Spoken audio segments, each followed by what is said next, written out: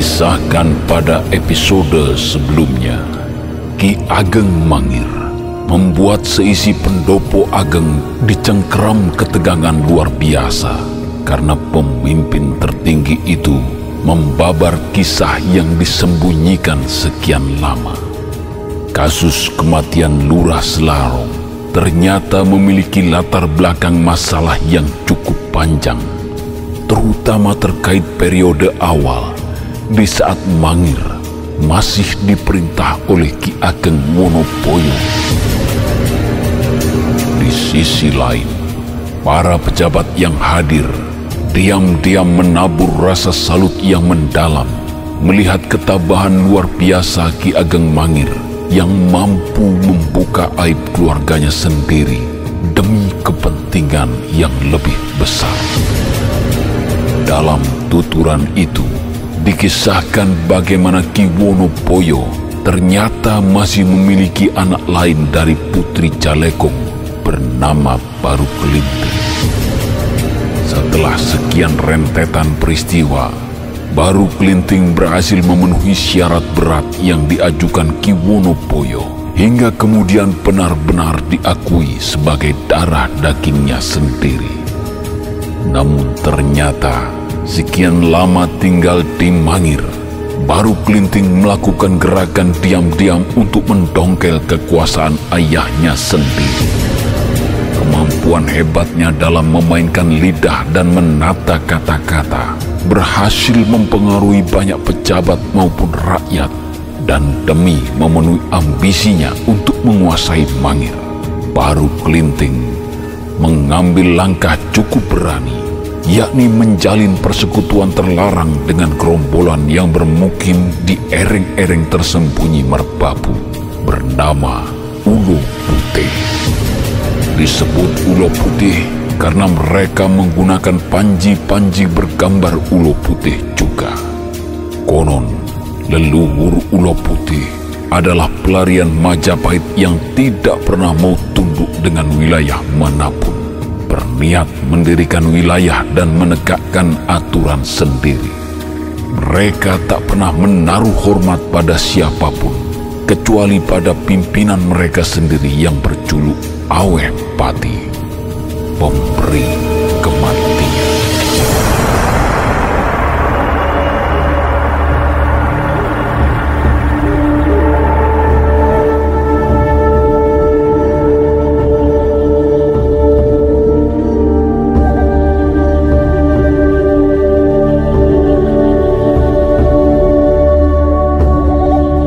Ki Ageng Mangir menatap tajam pada para pejabat terkasih dan orang-orang kepercayaannya dari dampar lenggahannya. Baginya, ada yang lebih penting dari sekedar menutup aib keluarga, yakni rakyatnya sendiri. Mereka tidak bisa dibiarkan hidup dalam bayang-bayang masa lalu dan hanya mendapatkan kisah sepenggal-sepenggal. Jika pemerintahan masa lalu telah mengorbankan rakyat tak berdosa, maka dia secara kesatria siap menanggung kesalahan itu, meminta maaf.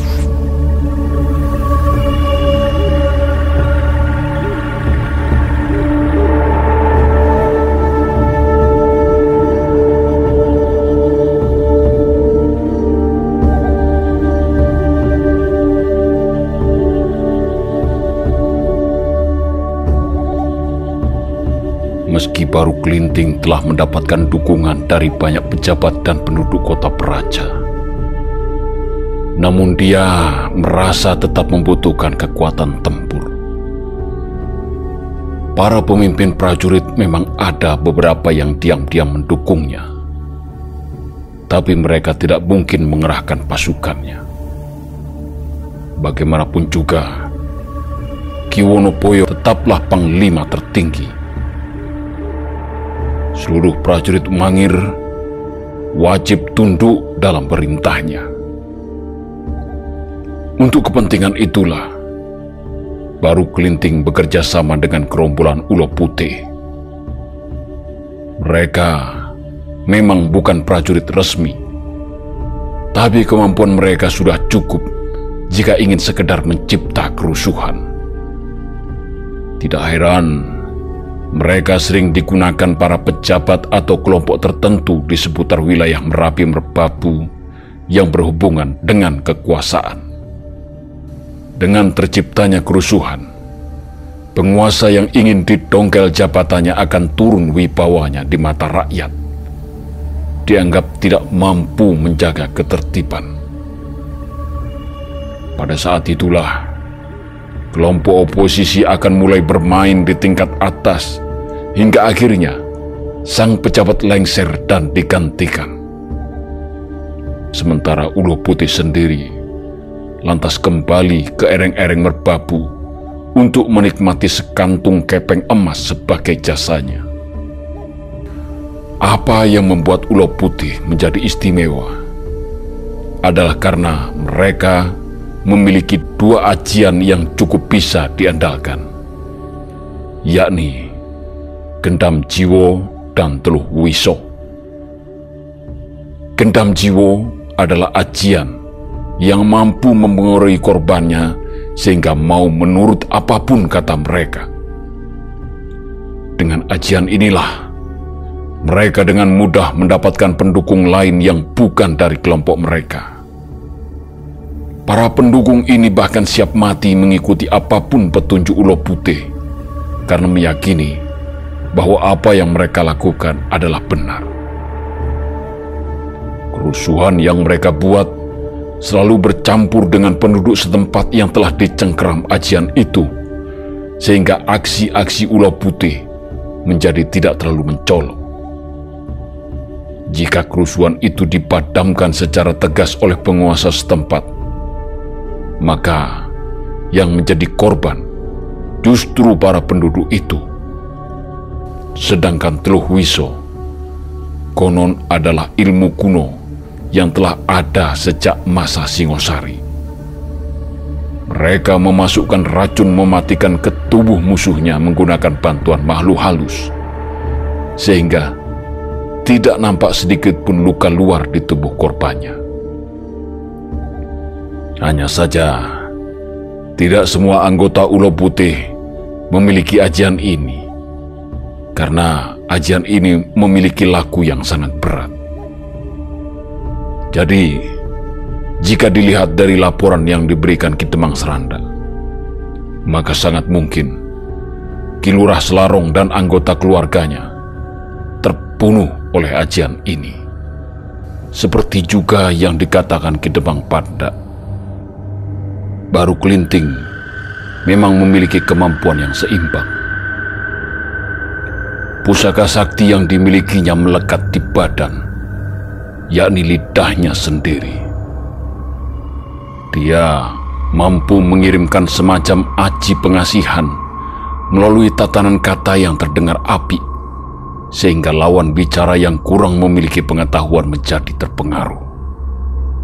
Kemampuannya membuat benda apapun menjadi pusaka, juga mengagumkan siapapun juga. Dia mampu memasukkan tuah-tuah sakti dari alam gaib ke dalam pusaka-pusaka itu, hingga berdaya magis di luar nalar. Persekutuannya dengan gerombolan Ulo Putih membuat segala rencananya nyaris tidak terbendung. Baru Kelinting menjanjikan Aweh Pati dan gerombolannya bahwa jika niatnya terlaksana, maka mereka akan mendapatkan posisi yang lebih baik di Mangir dan tidak perlu lagi bertempat tinggal di ereng-ereng Merbabu. Tentu saja, berikut janji-janji lain yang membuat Aweh Pati benar-benar tergiur dan pada akhirnya mulai menyusun rencana, yakni menyusupkan anggota-anggotanya ke Mangir. Semula mereka menyaru sebagai pedagang, lalu lama-kelamaan menetap sebagai penduduk kota Praja. Perlahan-lahan mereka mulai menebar ajian Gendam Jiwo kepada para penduduk kota, mempertajam permusuhan. adu domba terjadi di mana-mana, hingga lebih dari separuh penduduk kota pada akhirnya berhasil dipengaruhi. Apa yang mereka lakukan membuat Ki Wonoboyo dan ayah saya berikut keluarga yang tinggal di dalam Wanabayan bak dikepung orang-orang yang kapan saja bisa dikerahkan untuk mengusir, bahkan membunuhnya.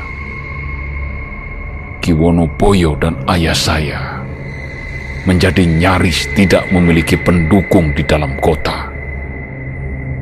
Mereka sengaja diputus hubungannya dengan para pendukungnya yang berada di desa dan lereng gunung. Hingga suatu ketika, Baru Kelinting dan Ulo Putih benar-benar menemukan saat yang tepat untuk menguasai pusat Mangir.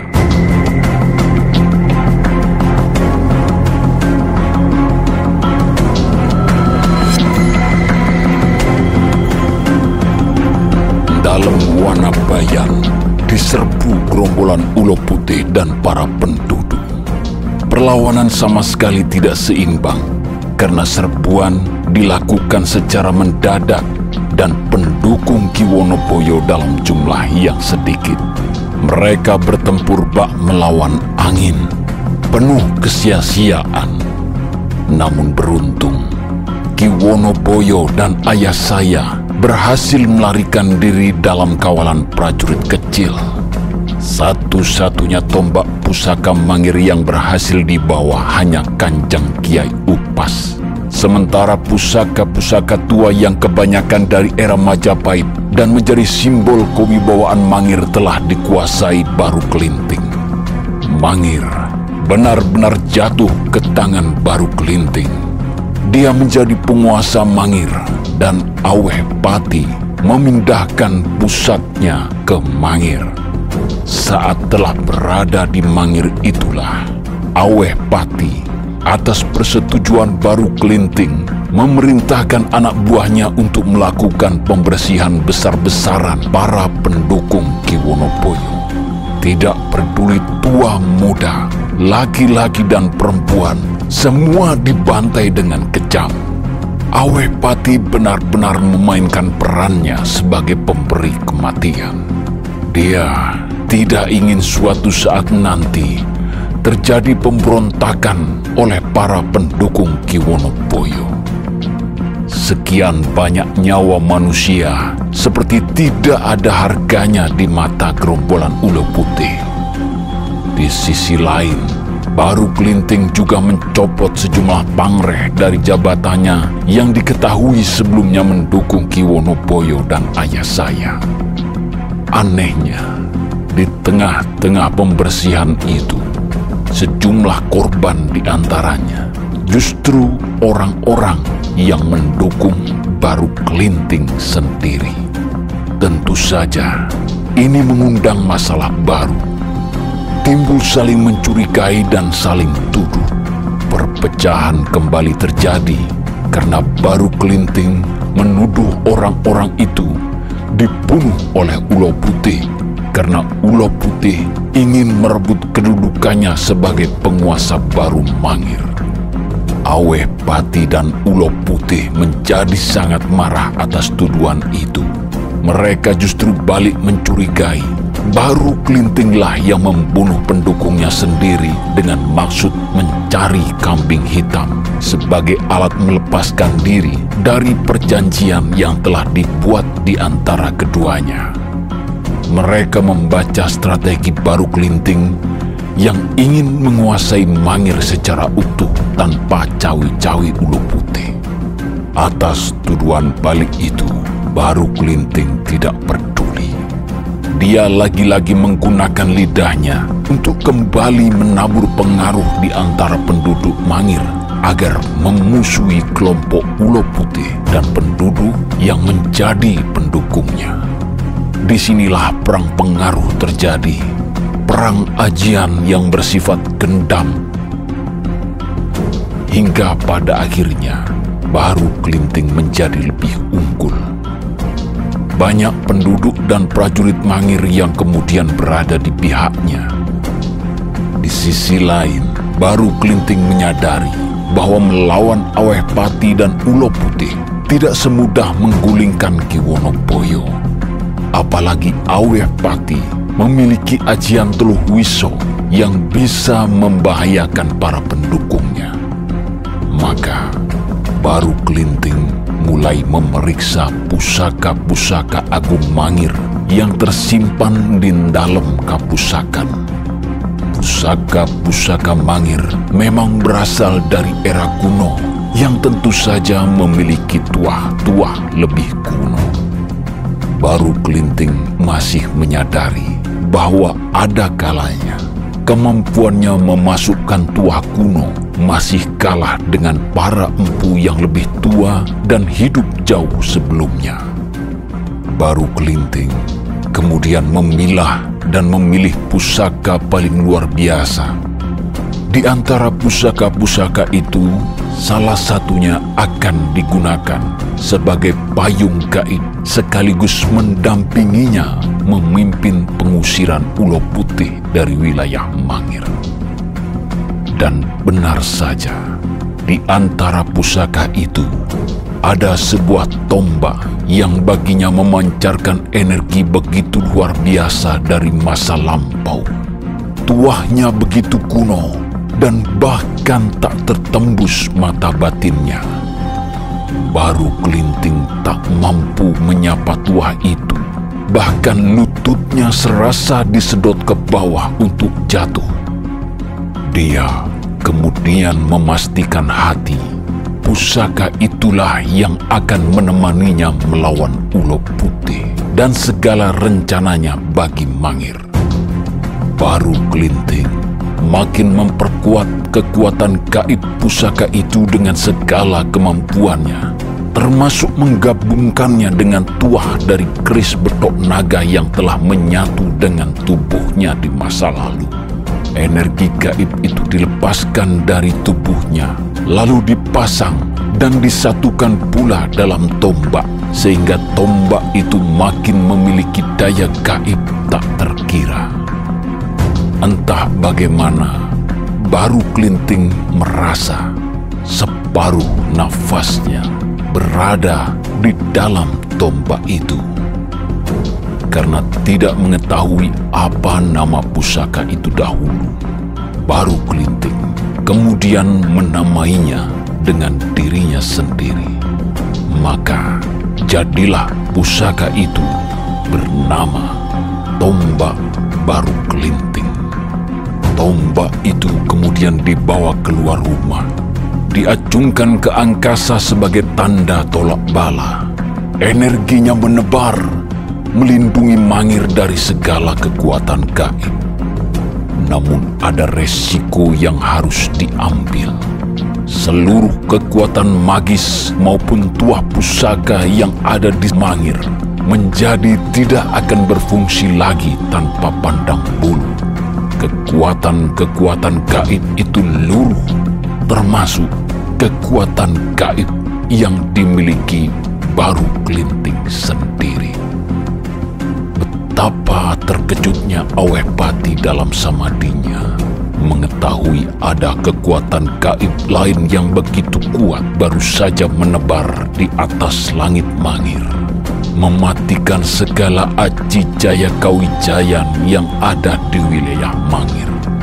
Tidak perlu butuh waktu panjang untuk tahu bahwa itu adalah ulah baru Kelinting. Maka segera dia memerintahkan gerombolannya untuk berkumpul melawan baru Kelinting dan para pendukungnya. Aweh Pati mengambil keputusan merebut Mangir sepenuhnya dari tangan baru Kelinting. Tapi terlambat. Baru Kelinting telah lebih dahulu memerintahkan pasukan dan para pendukungnya menyerbu kediaman Aweh Pati. Segala aji jaya kawijayan dan kekuatan gaib tidak berfungsi karena tuah tombak baru Kelinting telah mematikannya. Pecahlah pertempuran singkat namun cukup ganas yang menyebabkan Aweh Pati gugur. Para penduduk kembali terkorbankan, dan sisa-sisa gerombolan Ulo Putih melarikan diri kembali ke ereng-ereng Merbabu. Sejak itu pula, Ulo Putih di bawah pemimpin barunya menyatakan permusuhan dengan orang-orang Mangir dan seluruh keturunannya. Kemarahannya yang luar biasa memunculkan tekad untuk menghapus segala cerita maupun sejarah Baru Kelinting dengan cara membunuh siapapun yang menceritakan atau menyebut-nyebut Baru Kelinting. Nama Baru Kelinting harus lenyap sepenuhnya dan tidak ada lagi yang membicarakannya di muka bumi. Dan demikianlah, untuk beberapa saat Baru Kelinting memerintah Mangir tanpa gangguan siapapun. Namun sebenarnya dia tetap dalam ancaman. Ki Wonoboyo yang melarikan diri ke Gunung Kidul telah berhasil menjalin komunikasi kembali dengan para pendukungnya yang bermukim di wilayah-wilayah pinggiran Mangir. Mereka telah menyiapkan segalanya secara diam-diam untuk merebut kembali Mangir, mengembalikan pemerintahan Mangir ke tangan seharusnya. Dan ketika saatnya tiba, Mangir benar-benar diserang secara tidak terduga. Penyerangan itu bak air bah tak terbendung, sehingga membuat Baru Kelinting terpaksa melarikan diri. Tombak Baru Kelinting tak sempat dibawanya dan masih berada di dalam kapusakan. Dia juga tak memiliki Aji Jaya Kawijayan karena masih melekat dalam tombak pusaka Baru Kelinting. Mangir kemudian sepenuhnya berhasil dikuasai. Ki Wonoboyo juga tak berhenti sampai di situ. Baru Kelinting dan para pengawalnya dikejar hingga selatan, terdesak hingga bibir pantai selatan. Tak ada lagi tempat untuk melarikan diri. Perlawanan pengawalnya juga tidak seimbang dibanding para pengejarnya. Hingga Baru Kelinting terpaksa menyerah dan siap dihukum mati.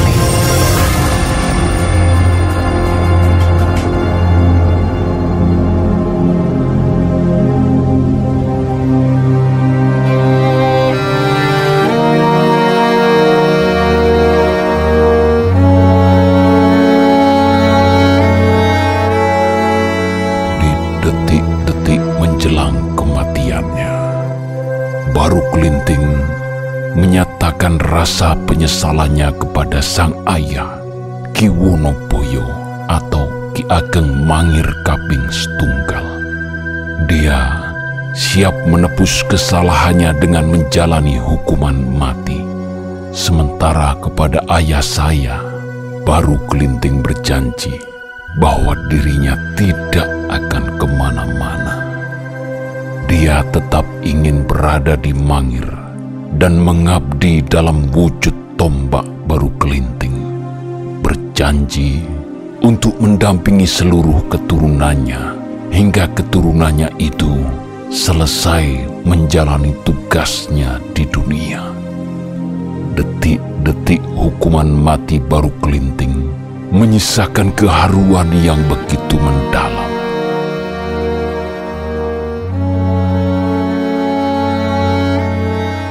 Ki Wonoboyo sebenarnya tidak tega untuk menjatuhkan hukuman mati pada anaknya sendiri. Meski keduanya saling memaafkan, namun hukum bagi para pemberontak memang harus ditegakkan tanpa pandang bulu. Di pinggir pantai selatan itulah seorang prajurit akhirnya menjalankan hukuman mati pada Baru Kelinting atas perintah ayahnya sendiri.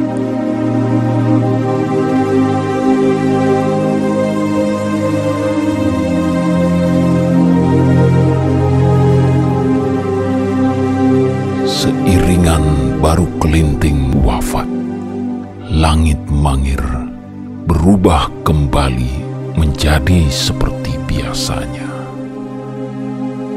Selang beberapa tahun kemudian, Ki Wonoboyo mulai sakit-sakitan. Dalam sakitnya, dia bertemu kembali dengan Sukma Baruklinting. Kedua ayah dan anak itu bertemu di alam kelanggengan, saling melepas rindu, seiringan dengan hembusan nafas terakhir Ki Wonoboyo.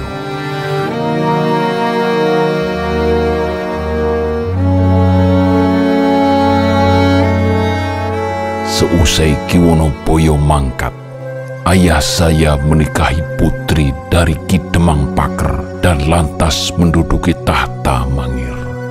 Namun ayah saya hanya hidup dalam kedukaan yang berkepanjangan. Beliau dihantui terus-menerus mayat-mayat penduduk yang terkapar sekaligus terkorbankan sepanjang peristiwa kelam di Mangir itu. Jika saja kala itu Ki Wonoboyo adalah ayah saya, maka ayah saya memilih menyerahkan Mangir dengan sukarela pada Baruklinting, asal tidak timbul korban jiwa di antara penduduk yang tidak berdosa. Kala itu, ayah saya juga sulit mengatasi kematian-kematian aneh yang terjadi di antara para penduduk yang mencoba membicarakan peristiwa Baruklinting.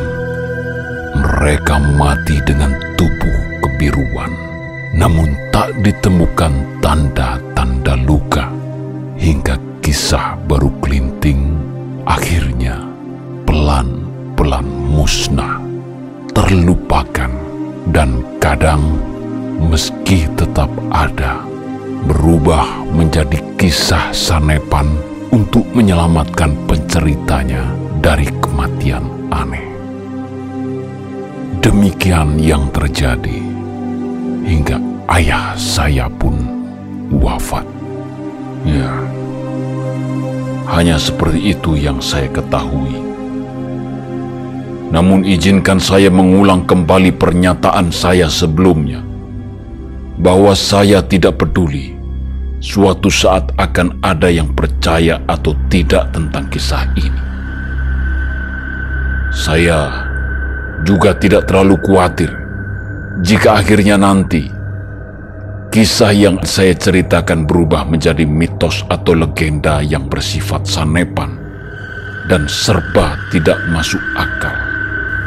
Mungkin ada di antara leluhur panjenengan semua yang ada di sini kebetulan di masa lalu mendukung Ki Wonoboyo, sehingga panjenengan saat ini mendapat warisan jabatan tinggi. Namun saya yakin di antara panjenengan juga ada yang leluhurnya menjadi korban dalam peristiwa itu. Oleh karena itu, atas nama pemerintah Mangir, saya memohon maaf atas peristiwa lampau yang banyak mengorbankan nyawa tidak berdosa dari leluhur-leluhur panjenengan. Jika ada yang tidak terima dan ingin menuntut keadilan atas kejadian masa lalu, datanglah kepada saya langsung dengan segala apa yang saya miliki sebagai Ki Ageng. Saya akan berusaha memberi keadilan itu. Mulai saat ini, saya memberikan jaminan bahwa setiap rakyat Mangir memiliki hak dan kewajiban yang sama di mata undang-undang Mangir. Sudah saatnya kita melupakan masa lalu, bangkit dan bersatu. Namun sebagai langkah awal, saya minta Ndiko Setoyo mulai mempersiapkan diri. Saya berkehendak untuk menuntaskan masalah terlebih dahulu dengan keturunan Ulo Putih yang agaknya masih ada dan menyimpan dendam pada Mangir. Belum ada yang tahu seberapa hebat gerombolan Ulo Putih di masa sekarang. Karena itu, saya memerintahkan Ki Demang Seranda untuk mulai melakukan penyelidikan ke ereng-ereng Merbabu dan wilayah-wilayah lain yang dianggap perlu terkait gerombolan Ulo Putih. Saya juga memerintahkan Ki Demang Panda untuk segera menganalisa hasil penyelidikan Ki Demang Seranda, agar saya bisa sesegera mungkin mengambil keputusan. Dimas Sedayu, saya perintahkan untuk segera menyiapkan para prajurit pilih tanding yang sewaktu-waktu bisa saya perintahkan bergerak. Mengingat Ulo Putih tidak bisa dianggap enteng, saya sendiri yang akan memimpin pembersihan mereka jika saatnya tiba. Setelah sekian tahun berlalu, ternyata pusaka Tombak Baru Kelinting harus kembali menghadapi Ulo Putih. Kita jajal seberapa hebat kemampuan kita terhadap gerombolan ini sebelum menghadapi Mataram.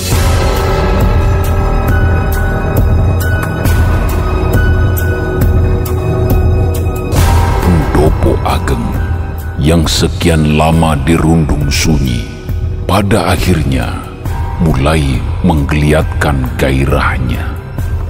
Tapi tak ada dinding yang tidak berlobang, dan dari lobang itulah suatu bunyi perlahan terdengar. Kisah Baru Kelinting dan penyebab kematian Ki Lurah Selarong bagai bunyi yang merangkak menyebar di antara penduduk. Warang yang saat itu telah berhasil menyusup ke pusat Mangir dalam penyamarannya telah berhasil mengumpulkan informasi termasuk apa yang telah dibicarakan di Pendopo Ageng. Tumenggung Mayang yang mendengar laporan Warang menjadi sangat terkejut. Apa yang diduga Ranti ternyata benar. Ki Lurah Selarong dan para telik sandi Mataram terbunuh oleh apa yang disebut Teluh Wiso. Pantas saja dia gagal total mendapatkan jawaban memuaskan meski telah berkeliling mendatangi para ahli racun. Keterkejutan Tumenggung Mayang makin bertambah mendengar kisah tentang pusaka Tombak Baru Kelinting yang sedemikian dahsyat hingga mampu meluruhkan berbagai aji jaya kawijayan dan tuah pusaka. Mengingat guliran peristiwa di Mangir akan sedemikian cepat, Warang diperintahkan untuk segera kembali ke Mangir, menguntit segala hal yang akan terjadi di sana dengan cara apapun. Tumenggung Mayang tidak ingin kehilangan informasi sekecil apapun, karena ke depan pasti sangat berharga bagi Mataram. Bekas pemimpin tertinggi pasukan Kajineman Pajang yang membelot ke Mataram itu menghapus aturan melapor secara rutin bagi Warang karena tahu betul Warang akan kehilangan momentum dan memiliki resiko terbongkar penyamarannya. Hari mulai merangkak menggenapi jumlah bulan. Tidak ada kabar apapun dari Warang. Namun Tumenggung Mayang berusaha sabar dan tetap berada dalam penyamarannya, agar istrinya maupun Sutowijoyo di Mataram tidak gelisah. Dia secara rutin mengirim kabar hingga pada akhirnya setelah 62 hari penugasannya, Warang ternyata benar-benar kembali membawa setumpuk informasi yang membuat Sutowijoyo dan Mataram seharusnya tidak bisa lagi meremehkan Ki Ageng Mangir.